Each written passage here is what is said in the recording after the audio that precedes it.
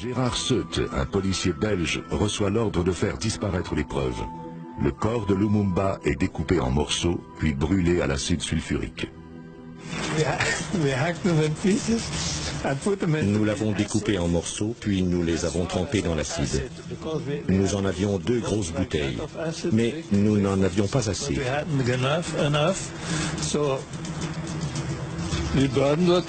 Alors, nous avons brûlé ce que nous avons pu, ainsi que les 2 bouteilles. Pour le reste, je me souviens que mon assistant a allumé un feu et nous avons fait tout disparaître. Nous sommes restés sur place pendant 2 jours. Nous avons fait des choses que même un animal ne ferait pas. C'est pourquoi nous étions sous, complètement sous. Autrement, nous n'aurions jamais pu le faire. Et personne ne peut dire aujourd'hui que ce n'est pas vrai. Cela s'est bien produit. C'est la stricte vérité. Un corps d'une personne importante. Tout ce qu'on fait pour ça. Et ici, j'ai le reste d'une personne historique très importante. Les voilà. Et c'est tombé ou vous l'avez arraché? Arraché. Il avait une denture, une très bonne denture. Oui. C'est couvert avec de l'or hein, derrière. Donc un dentiste c'est identifié ça. Hein. Il m'a déjà fait jurer beaucoup à ce Lumumba, il me fait encore jurer maintenant. Qu'est-ce qu'il vous a fait jurer? Lumumba, Oui. réfléchissez qu'on vient de vous dire on a tué Lumumba et maintenant vous devez le faire disparaître. Dans un pays qui n'est pas le vôtre. Voilà. Vous voulez un couteau?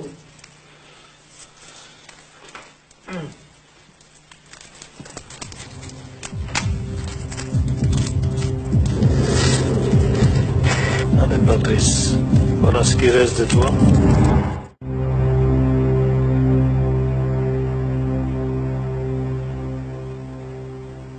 Pour moi l'histoire, Lumumba a commencé le matin après l'exécution. L'homme qui était chargé de ça, le Belge, m'a appelé dans son bureau et il a dit, voilà, vous allez vous occuper de ça. Je dis, je veux bien, mais qu'est-ce qu'il faut faire? Cet homme-là qui m'expliquait ça, était lui-même, avait participé à tout ça pendant la nuit.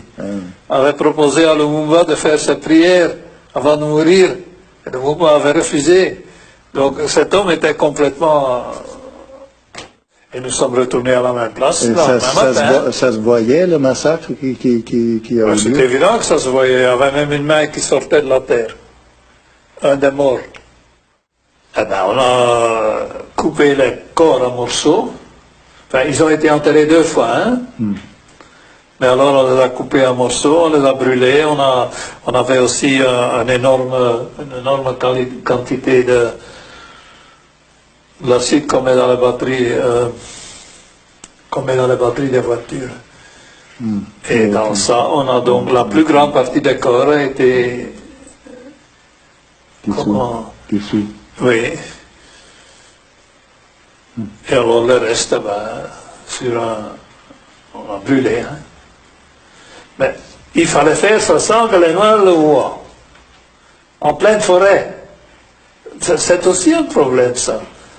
Vous êtes là à 2, nous étions 2. Et on devait faire ça tous à nous-mêmes. Enlever les 3 corps de la terre. Les couper en morceaux, les détruire. Et tout ça ne pouvait être su de personne. Et c'était su de personne. Personne n'a su ça.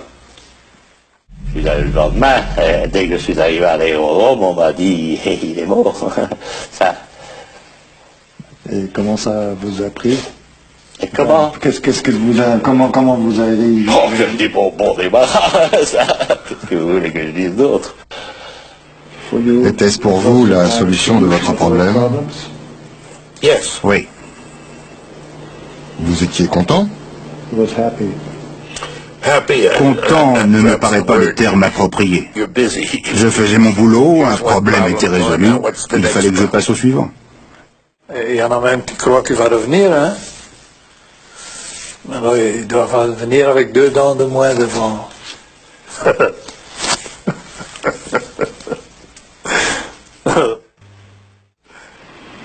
Vous êtes européen ou vous êtes allemand?